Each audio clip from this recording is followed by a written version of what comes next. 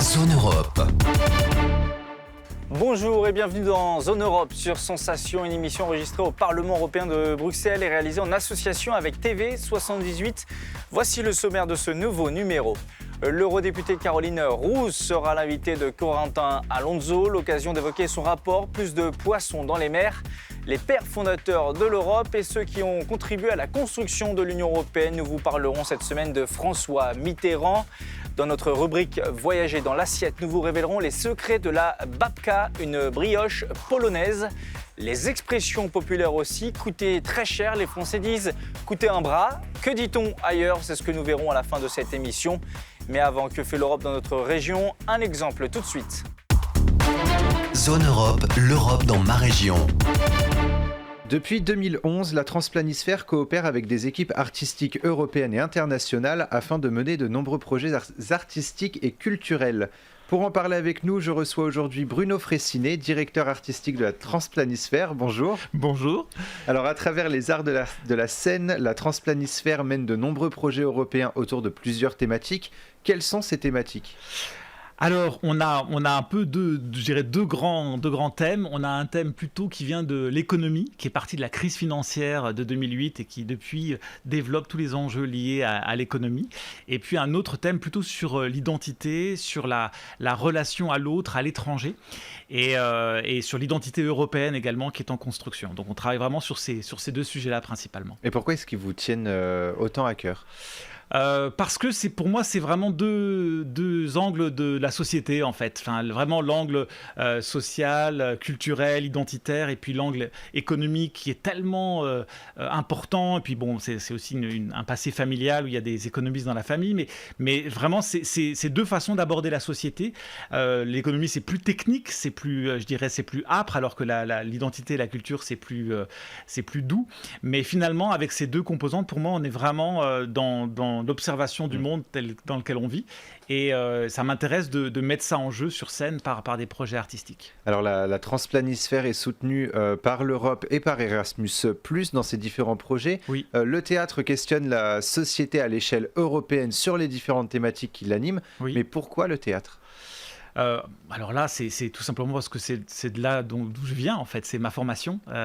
J'ai débuté comme acteur et puis très vite je suis passé à l'écriture et à la mise en scène, et après un temps où j'ai travaillé de façon assez classique, j'ai eu envie vraiment d'aborder la question de la société contemporaine et internationale, parce que ça m'intéresse, le monde m'intéresse, mais je crois que voilà, beaucoup de gens sont intéressés par le monde. Le monde m'intéresse beaucoup, et pouvoir se passer par la création artistique et les moyens du théâtre qui sont tellement concrètement dans le débat, dans le dialogue et dans le commun, comment on fait quelque chose ensemble par la création artistique, ça m'a semblé une façon d'associer à la fois mon plaisir artistique et mon envie de citoyen. Et on en revient un peu comme le théâtre comme miroir de la société. Absolument. Ça marche absolument. Ça avec marche depuis des siècles et des siècles et des siècles. Et on voit que voilà, Shakespeare, en son temps, questionnait son époque, les rois. Il faisait des Game of Thrones avec les histoires d'Angleterre. Molière questionnait les bourgeois, le pouvoir, les relations de son époque avec le théâtre. C'est un réflexe très naturel, et c'est ça que je trouve passionnant. Alors vous organisez plusieurs projets, dont l'European Integrity Games, Oui. qui signifie les Jeux européens de l'intégrité. Oui. Quel est l'objectif du projet ? Alors là, c'est un drôle de projet parmi les différents projets de la compagnie, parce que c'est la première fois qu'on s'échappe un peu du théâtre, je dirais, de l'expression théâtrale classique. L'objectif de ce projet, c'est de questionner les enjeux de la corruption et de la fraude. Mais comme c'est des mots un peu corrosifs, on va prendre le pendant qui est l'intégrité, qui est l'aspect positif. Comment essayer de vivre et d'évoluer dans un monde plus intègre, et comment essayer de comprendre les mécanismes qui l'empêchent. Voilà. Et le théâtre, c'est une façon de jouer avec ça. Comme y a les documentaristes, par exemple, qui vont faire des sujets sur la corruption et la fraude au travers de grandes soirées à la télévision, par exemple. Nous, on va aborder ces sujets-là, mais comme le fait le théâtre depuis toujours, la corruption de l'être humain, la fraude, tout ça, c'est des thématiques qui sont dans les histoires de toutes les pièces théâtrales. On va le faire, nous, cette fois-ci, simplement en passant par un autre chemin. C'est pour ça que je disais tout à l'heure que c'était un projet un peu singulier. On va le faire par le jeu. Voilà, dans le théâtre, il y a le jeu, il y a la dimension du jeu de rôle, on interprète des rôles. Et là, on propose en fait de questionner un sujet aussi complexe que la corruption ou la fraude, qui est parfois très technique et difficile à aborder. On va l'aborder par le jeu de rôle. Et en fait, on a monté un partenariat européen avec 6 pays qui eux-mêmes vivent la corruption et la fraude de façon très diverse, entre l'Italie, l'Allemagne, le Portugal. On n'a pas les mêmes approches de ces sujets-là, mais on a quand même pas mal de choses en commun aussi.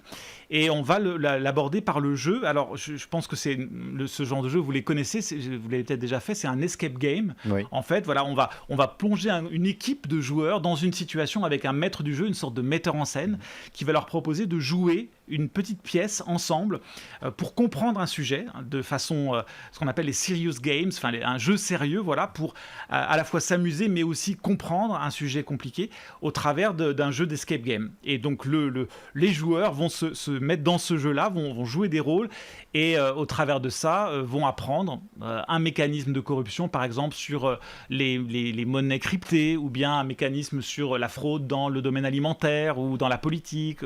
On va revenir justement sur ces sujets-là. Dans quelques instants. 3 enjeux ressortent de ce projet, vous le dites, hein, l'intégrité, la corruption et la fraude. Oui. Pourquoi avoir choisi ces 3 enjeux ? Au départ, souvent, je pars de sujets que je ne comprends pas bien. Voilà. Parce que c'est ça qui est aussi passionnant, on va passer des années sur ces sujets-là, et en travaillant dessus, on va se les approprier. Pour moi, la corruption et la fraude face à l'intégrité, c'est vraiment un endroit de choix social. Comment on fait dans la vie ? Est-ce qu'on décide de tricher, ou est-ce qu'on décide de respecter un certain nombre de règles ? Et tous, en tant que citoyens, on est tout le temps en train de jongler avec ça. Et c'est quelque chose qui est très vivant. C'est quelque chose qui... voilà, c'est un jeu avec la vie, un jeu avec la société. Donc, c'est très général quand on dit fraude, corruption, mais quand on met directement, voilà, la corruption, par exemple, dans le domaine des élections, on voit bien que y a en ce moment, l'Europe, elle est secouée par des pays qui sont dans des enjeux électoraux très forts, et avec parfois des pays aux frontières de l'Europe qui ont connu des situations de fraude très fortes. Donc ça, c'est un sujet, mais il y a aussi la corruption dans le domaine financier qui fait que ça altère notre vision du monde, parce qu'en fait, on finit par se dire, alors à quoi bon travailler, à quoi bon faire autant d'efforts si d'autres gens y arrivent en trichant ? Et ça peut nous faire perdre confiance dans le projet commun de l'Europe notamment. Donc c'est pour ça que j'ai envie de questionner avec l'équipe de la Transplanisphère, de questionner ces sujets-là en partenariat avec d'autres Européens, pour essayer de mieux les comprendre, et puis de les tourner vers quelque chose qui est notre métier, c'est raconter des histoires, expérimenter des émotions pour sortir de façon plus positive de ces sujets qu'en les subissant, simplement en voyant l'actualité, ou en lisant le journal, ou en lisant des bouquins qui nous parlent de ça et qui pourraient nous donner une vision du monde assez pessimiste. Et vous avez choisi justement 3 thèmes qui ont été mis en place autour de l'intégrité. L'intégrité à l'ère du numérique, la gouvernance et l'intégrité, et enfin l'intégrité dans la santé et l'alimentation. Est-ce que vous pouvez nous expliquer un petit peu les problématiques abordées autour de ces 3 thèmes ? On va commencer par l'intégrité à l'ère du numérique. Oui, alors bon, parce que c'est énorme, hein, c'est des sujets qui sont énormes, on pourrait en parler pendant des heures. Alors, mais je vais vous donner un exemple très concret. Aujourd'hui, on a des monnaies numériques qu'on appelle les bitcoins. Voilà. On en entend parler depuis quelques années, il y a même eu des spéculations dessus, incroyables, etc. Et on découvre qu'avec ces monnaies numériques, il est possible de blanchir de l'argent. Avant, il fallait faire circuler des valises de cash pour blanchir de l'argent et le faire circuler dans le monde. Aujourd'hui, avec ces monnaies numériques comme les bitcoins, on peut faire vraiment à peu près ce qu'on veut dans le monde. Et ça a créé des distorsions terribles. Donc, notamment, la mafia s'est servie de ça à un moment donné. Donc, il y a eu des régulations, ça a changé en fait ces dernières années. Et ce qui est intéressant, c'est que moi, je ne comprenais avant rien du tout à ce sujet-là. En me plongeant dans cette expérience de European Integrity Games, j'ai essayé avec l'équipe et avec les partenaires de mieux comprendre comment ça marchait, et d'en faire un jeu qui permette à tout un chacun de le comprendre à son tour. Encore une fois, pour éviter de se faire un monde de ces choses-là en disant « Oh, c'est trop compliqué, il y a des 0 et des 1 partout, on peut rien dire de ça. » Non, en fait, tout ça, c'est des figures ludiques, des figures presque théâtrales, c'est des personnages, des actions qu'on peut transposer sous forme de jeu. Et pour revenir un petit peu, la gouvernance et l'intégrité, en quelques mots ? Alors là, on est plutôt vraiment sur la question de comment dans nos démocraties, comment on prend des décisions, et comment on peut le faire de façon transparente et démocratique, ou comment plein de gens, depuis qu'existe la démocratie, essayent de passer par derrière, de passer par par des arrangements, par des fraudes ou par des corruptions pour contourner la décision démocratique. Et enfin, l'intégrité dans la santé et l'alimentation. Alors voilà, ça c'est encore un énorme sujet, mais vous savez qu'est-ce qu'on mange aujourd'hui, par exemple? On mange des choses dont on ne sait plus très bien ce qu'il y a dedans. Et on voit que ça... Enfin, c'est assez terrible de dire que, voilà, qu'on fait rentrer dans notre corps comme ça des choses qui peuvent être corrompues, qui peuvent être frauduleuses, parce que ça peut avoir un impact énorme sur la santé. Oui. Donc voilà, ça c'est un autre sujet qu'on va explorer, c'est notamment les partenaires portugais qui sont sur ce sujet-là. Comment questionner ça et comment le rendre accessible, parce que des fois c'est tellement compliqué, encore une fois, que si on ne trouve pas un angle de vulgarisation ludique, on n'a finalement pas envie de se poser des questions et on préfère prendre les trucs dans les rayons et les manger en se disant tant pis, je m'empoisonne, je sais pas ce qu'il y a. Voilà, donc nous on essaie de mettre ça de façon ludique. Encore une fois, des projets qui touchent de toute façon la société actuelle. Merci Bruno Fraissinet d'avoir été avec nous. Je rappelle que vous êtes metteur en scène et concepteur de projets de coopération européen à la Transplanisphère. On peut retrouver plus d'informations sur votre page Facebook ou sur votre site latransplanisphère.com. Nous vous faisons découvrir celles et ceux qui ont participé à la construction européenne. Cette semaine, François Mitterrand, un Européen convaincu qui a cherché à renforcer les liens entre les peuples du vieux continent à une période charnière, celle de la chute du mur de Berlin et de l'URSS. Retour sur son parcours avec la Maison de l'Europe et le Centre d'information Europe Direct. Zone Europe. François Mitterrand naît en Charente en 1916. Il étudie le droit public et obtient son diplôme en 1937. Il adhère au mouvement de la droite nationaliste française. Lorsque la Seconde Guerre mondiale éclate, il est envoyé sur le front et est capturé par les Allemands en 1940. Il parvient à s'évader et il finit par travailler sous le gouvernement de Vichy pendant quelques temps. Puis, il va se tourner vers les partis de gauche et rejoindre la résistance française. Avec d'autres prisonniers et résistants, il organise différents réseaux avant de rejoindre le gouvernement français en exil à Londres. Il va y rencontrer Charles de Gaulle, le chef de la résistance. Les deux hommes vont essayer de coopérer ensemble, mais n'ont pas la même vision des éléments.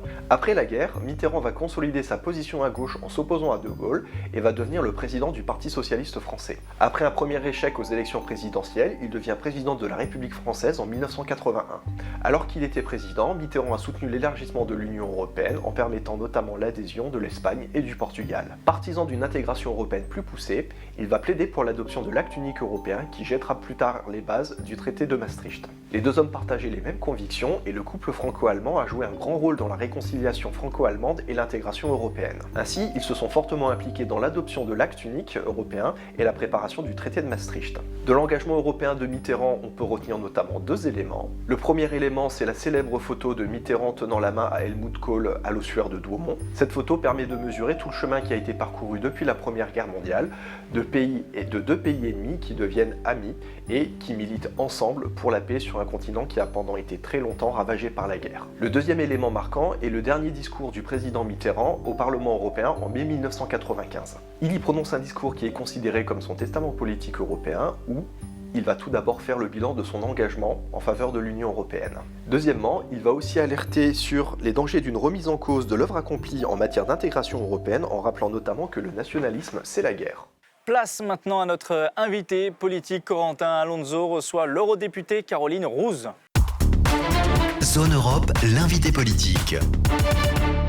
Je reçois Caroline Rouse, bonjour. Bonjour. Alors vous êtes eurodéputée, membre du groupe Les Verts Alliance Libre Européenne et vous siégez au sein de la commission pêche du Parlement européen. Alors ce n'est pas la première fois que nous vous recevons dans Zone Europe. Dans cette émission, vous êtes sensible au sort des animaux d'élevage et aux conditions notamment du transport des animaux vivants. Mais vous êtes aussi attaché à la protection des océans. Et c'est ce que nous allons voir dans cette émission, puisque vous êtes la fille et femme de marins. Alors racontez-nous votre rapport aux océans. Alors j'ai un rapport très particulier. Mon père était mécanicien bateau, marin. Mon mari était un marin embarqué. Et moi j'ai passé mes diplômes en marine marchande pour être marin embarqué et j'ai été embarqué moi-même. Donc c'est vrai que le rapport que j'ai avec la mer est très particulier. Alors du coup, dans votre quotidien, vous avez pu constater l'évolution du métier de marin-pêcheur et comme je vous sais amateur de plongée sous-marine notamment, vous avez dû voir aussi l'évolution des fonds marins. Oui, j'ai vu certaines choses au niveau de l'évolution des fonds marins. Avant, je commence à faire de l'apnée, hein. C'est pas encore exceptionnel, mais je commence à faire de l'apnée. Je vais souvent avec une association contre les déchets plastiques en mer et les déchets en général en mer. Et je me suis aperçue en nageant et en plongeant qu'il nous manquait les petites moules qu'on a contre les rochers, etc. Elles n'y sont plus. La biodiversité marine, elle a changé. La couleur de cette biodiversité, elle a changé. La Posidonie, chez moi, elle est verte, elle est marron maintenant. Voilà. Donc aujourd'hui, l'état vous inquiète? Il vous inquiète, cet état? Catastrophique. Quant aux techniques de pêche, est-ce qu'elles sont améliorées au fil du temps ou bien au contraire, est-ce que la situation se détériore? Alors, il y a des techniques de pêche qui sont améliorées. Le problème, c'est qu'on a un mode de gestion des pêches qui doit être amélioré par rapport à ces techniques. On ne peut pas envoyer un chalut de fond dans des zones marines protégées qui raclent les fonds, donc ça, c'est pas possible. Et ça, c'est de la gestion à faire au niveau de la pêche, quoi. Donc, c'est ce qu'on est en train de mettre en place. Alors typiquement, vous ne cherchez pas à opposer la pêche à la préservation des océans, c'est deux choses distinctes. Je ne cherche absolument pas à opposer les pêcheurs à la biodiversité et à la protection des océans, puisqu'en fait tout est lié. Le pêcheur, s'il n'a plus de poissons, il ne pêchera plus, il ne sera plus pêcheur. S'il y a de la biodiversité, il y a des poissons. Donc il la préserve. Et puis les pêcheurs, c'est les gardiens de la mer. Alors vous êtes aussi l'auteur d'un rapport, donc ce rapport Plus de poissons dans les mers, vous avez travaillé dessus pendant plus d'1 an. C'est un rapport d'initiative. Qu'est-ce que ça veut dire un rapport d'initiative? Alors, le rapport d'initiative, en général, la Commission propose des textes de loi, une législation, que les ministres des différents pays européens, donc le Conseil européen et le Parlement, amendent et votent. Là, sur ce rapport d'initiative, nous, on a proposé des choses, on a proposé des amendements qui vont, je dirais, améliorer la stratégie de biodiversité, parce qu'on y est, la stratégie de biodiversité, c'est 2030. Alors quelles ont été les démarches qui ont été entreprises pour justement rédiger ce rapport? Alors, j'ai tout d'abord rencontré des ONG, tout ce qui est partie prenante, ONG, pêcheurs, scientifiques, même des lobbies de la pêche, puisque je me dois de rencontrer tout le monde. Et puis, on a fait un webinaire. Je me suis rendue aussi sur une aire marine protégée, puisque j'habite les Alpes-Maritimes. Et dans le Var, il y a une aire marine protégée. Et j'ai été à la rencontre du gestionnaire de cette aire marine qui m'a un peu expliqué les problématiques. Alors dans ce rapport, il porte sur la reconstitution des populations de poissons, la lutte contre la surpêche aussi, et enfin la protection des écosystèmes marins. Des objectifs d'autant plus compliqués que l'Europe, on le sait, il y a l'océan Atlantique, il y a la mer Méditerranée, et il y a des particularités dans ces deux zones maritimes. Ces deux zones qui sont totalement différentes. En fait, on a fait des progrès en Atlantique. On a un petit peu laissé de côté la Méditerranée parce que bon, c'était plus un choix, je dirais, politique. Et malheureusement, on a encore énormément de surpêche en Méditerranée et on est en train d'améliorer par différents rapports qui arrivent en fait. En Méditerranée, plus de 80% des stocks de poissons sont encore surexploités. Ça tient à quoi ce chiffre? Parce que, comme je vous disais, les deux zones, l'Atlantique et la Méditerranée, elle a été laissée un petit peu sur le côté, on va dire. Il y a énormément de zones de pêche qui sont surpêchées. Et puis, on a un problème en Méditerranée, on a 260 espèces à peu près. Et il y a, quand vous allez chez le poissonnier, vous avez la dorade, le rouget barbé. C'est les mêmes espèces qui sont mangées régulièrement. Et ça, c'est un problème. Il n'y a pas assez de diversité dans les achats? Et puis il n'y a surtout pas assez d'audit sur les autres espèces. Voilà. Alors, les techniques de pêche, on en a un petit peu parlé. Est-ce qu'il faut, selon vous, les encadrer, voire en interdire certaines carrément? Je pense au chalut de fond dont vous avez parlé, au DCP, dispositif de concentration de poissons. Alors est-ce que vous pouvez, pour nos auditeurs et nos téléspectateurs, expliquer en quoi consistent ces techniques et pourquoi, selon vous, elles sont néfastes pour les poissons? Alors, le chalut de fond, comme il s'appelle, donc chalut de fond, il pêche au fond, il racle les fonds. Donc en fait, il arrache tout sur son passage. Il faudrait des zones où on autorise ces chaluts de fond, des zones où, quand les juvéniles se reproduisent, on interdit ces chaluts de fond. Et les DCP, le problème, c'est que c'est un dispositif de concentration de poissons. On l'a vu, j'avais un rapport sur les Seychelles. Sur les Seychelles, surtout par rapport au thon, ils utilisent beaucoup de DCP, il y en a beaucoup trop, et ça attire les juvéniles. Donc il n'y a pas de sélectivité, c'est ça le problème. Et est-ce qu'elle pourrait être remplacée par d'autres techniques qui sont connues ou peut-être moins rentables pour les pêcheurs? Justement, des techniques moins destructrices, un petit peu plus sur la pêche locale, artisanale, durable, des petits filayeurs, puisque c'est vrai que les filayeurs, ils mettent 1 heure à poser leur filet, mais ils ne raclent pas les fonds. Donc on va prioriser ces techniques de pêche. Et qu'est-ce qui explique que ces techniques sont sous-utilisées pour le moment, alors qu'elles protègent l'environnement, la biodiversité? C'est des enjeux économiques principalement? Principalement, c'est des enjeux économiques. Alors, il y a aussi les quotas de pêche. Comment sont-ils fixés et par qui? Et comment s'assure-t-on? Qui s'assure qu'ils soient respectés? Alors, les quotas de pêche sont fixés déjà pour l'Atlantique. En Méditerranée, c'est un peu différent, c'est par rapport à des journées de pêche, des journées de sortie de pêche. Les ministres de la pêche de l'Union européenne se rencontrent en général en décembre pour distribuer les quotas. Une fois par an, ils se rencontrent pour distribuer les quotas. Et le problème, c'est pour voir comment c'est respecté. Ça, c'est un peu compliqué. Aujourd'hui, donc cet après-midi, on va voter le contrôle de la pêche.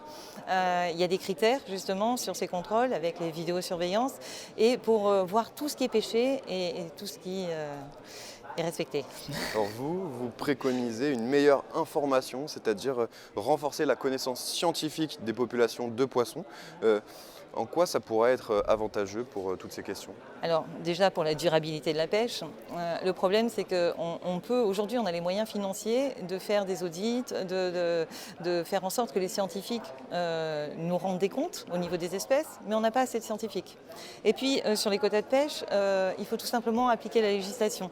L'article 17 de la PCP, c'est des critères sociaux, économiques et environnementaux. Pour l'instant, on a un gros problème avec cet article puisqu'il n'est pas ou très mal appliqué.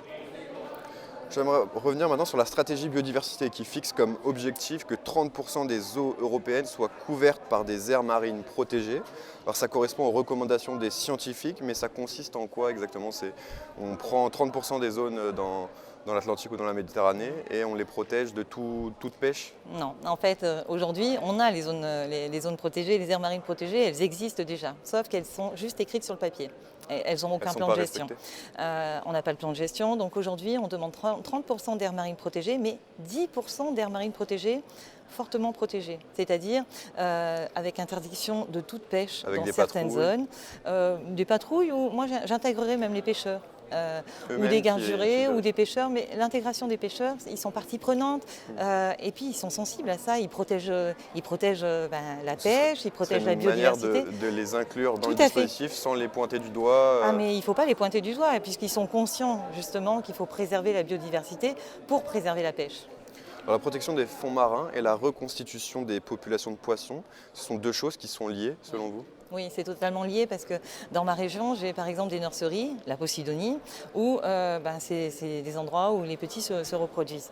Si vous enlevez cette nurserie, il n'y a plus de poissons, plus de pêcheurs. Et les pêcheurs que vous côtoyez, vous, au quotidien, notamment dans le Var, ils en ont conscience de tout ça, que leur métier, que leurs revenus sont liés à la quantité de poissons et au respect de l'environnement, que tout est lié finalement? Oui, ils en sont conscients. Et puis les pêcheurs que je rencontre, c'est souvent des petits pêcheurs artisanaux. J'en rencontre dans les Alpes-Maritimes, j'en ai rencontré à Béziers où il y a une OP, petit métier, qui va se créer avec que des petits pêcheurs qui ont un respect pour la biodiversité, pour la pêche. Et je pense que c'est important de respecter ça. Mais ils sont vraiment partie prenante, les pêcheurs.